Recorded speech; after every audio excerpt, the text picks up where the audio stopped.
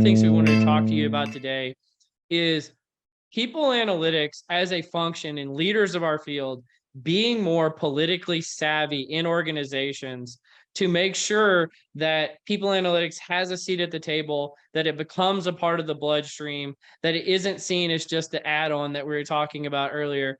And so I'm wondering, do you have any advice for leaders in our field for being more politically savvy in their organizations to kind of play the game of organizational politics? Yeah, my advice is embrace it and excel in it. For my dissertation, I interviewed and surveyed a whole bunch of what I call founding people analytics leaders, the very first people Oh analytics. yeah, you did do that. I remember that.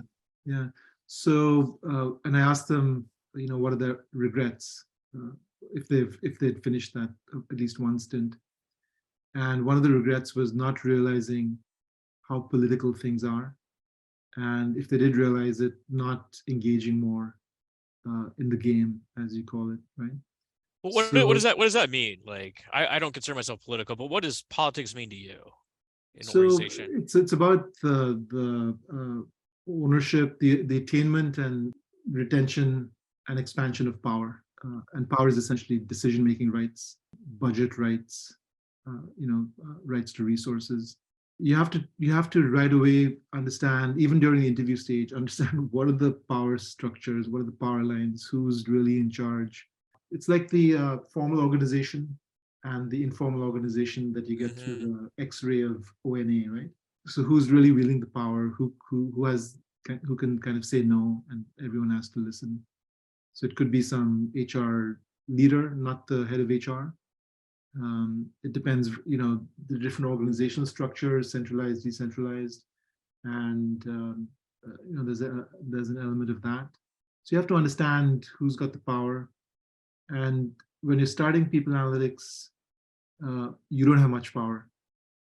You have the potential for power, and at the end of the day, you will actually have a lot of it because knowledge is power, and potentially everything that's going on in the world of HR, right? And so you have to prepare yourself for that, because if you're not ready for that, then it's not good. Like back to your point about like network analysis, like you'll often find that like the person next to the person in power has most of the gatekeeping rights. So it's like we've all like, you got to be nice to the secretary because otherwise she won't put you on the calendar with the head. And therefore that person is really the controlling structure. And we have these sort of like examples all over the place. Yeah, that's a great example. So it's dispersed, even though it may not seem that way in the org structure. So you have to figure that out. Headcount is a sign of power, right? So you accrue more headcount, you accrue more power. And that's unfortunate because it doesn't look at, how you run your organization, just the size of it. And I think maybe because everyone's focused on getting more headcount, we land up in the situation as we are today, where you've got to let a lot of people go. So that's kind of a negative consequence of it. But yeah, I think people have to understand it. And I began reading this book. It was recommended to me because I was, I've written 2 blog posts among many, but one is people analytics and particle physics. And the other is people analytics and poetry. And the third one, in what I hope to think of as a triptych, is people analytics and power. Yeah. And the powerlessness that new people analytics leaders find themselves with initially. Yes. But then the potential for immense power within HR.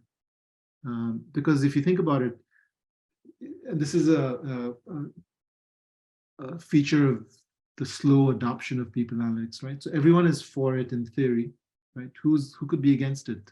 It's awesome. But what begins to happen is that some of the stakeholders begin to realize that their power is under threat.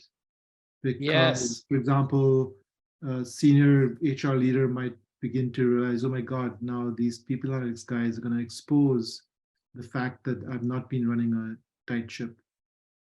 Or that once the comparative numbers across business units are revealed, that I end up in the bottom quartile.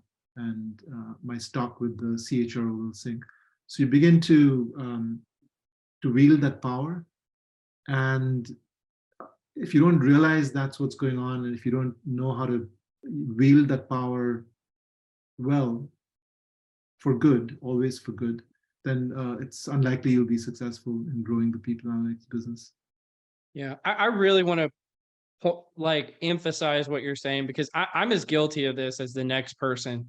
Is I thought being a people analytics leader meant you could come in and be a neutral arbiter of data for an organization, and that's just too idealistic. Is that you are a stakeholder, you are a cog in the machine, and therefore you have to play, you know, these roles in the organization to be effective as a leader. Or, you know, if as the expression goes, if you're not at the table, you're likely on the menu. And I think we've seen in very recent weeks that a lot of people analytics teams were on the menu, and it was not a good outcome. And so it is really, really important that leaders understand this in terms of being an effective people analytics leader. So I really appreciate you sharing that, Amit.